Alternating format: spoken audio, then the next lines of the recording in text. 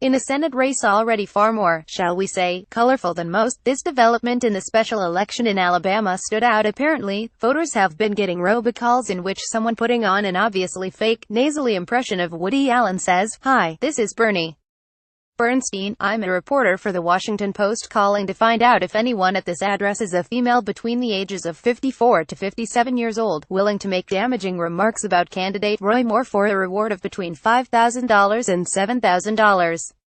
As political dirty tricks go, it was pretty ham-handed.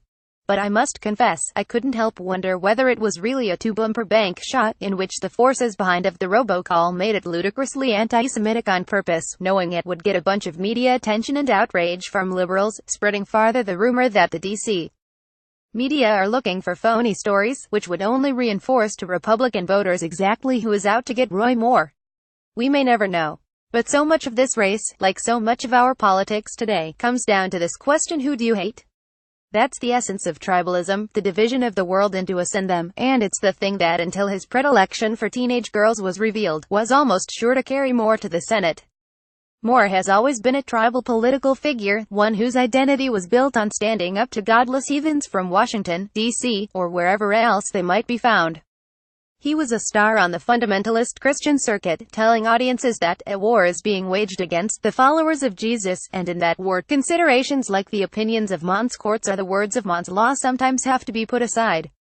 He was kicked off the Alabama Supreme Court twice for refusing to abide by lawful court orders. He has suggested that 9/11 might have happened because America allows abortion and sodomy. He wrote that Muslims should not be allowed to serve in Congress. He believes that there are communities in Illinois and Indiana living under Sharia law. In other words, Roy Moore was already an extremist loon before any of the charges about teenage girls emerged. And he was all but guaranteed to become a United States Senator, because there's one identity that can't be abided in Alabama, at least among its white voters: Democrat. In one of his campaign ads, the narrator attests that Moore fears God, stands for the Constitution, fights for what is right, and believes what we believe.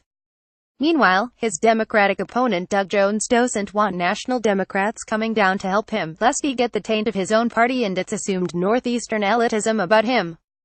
In many campaigns like this one, geography becomes a stand-in for identity, a way of determining who's us and who's them.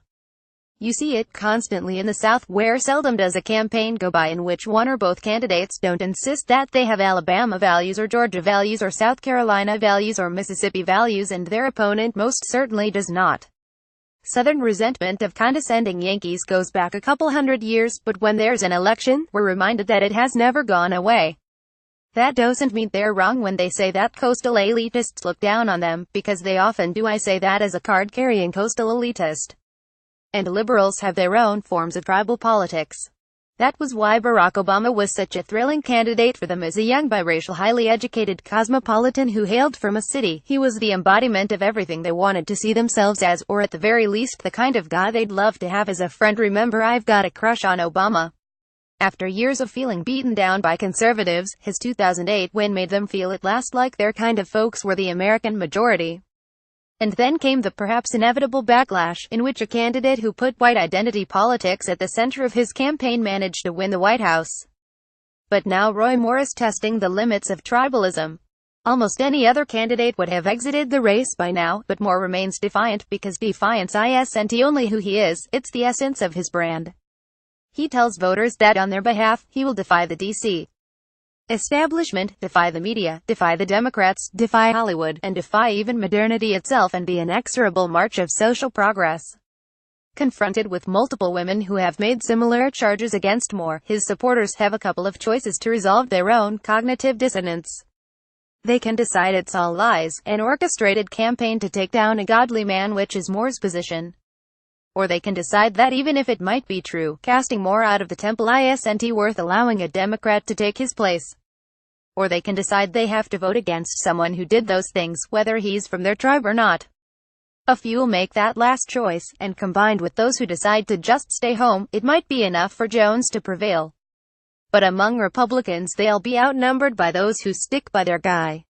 And don't be surprised if after all this, Roy Moore still wins.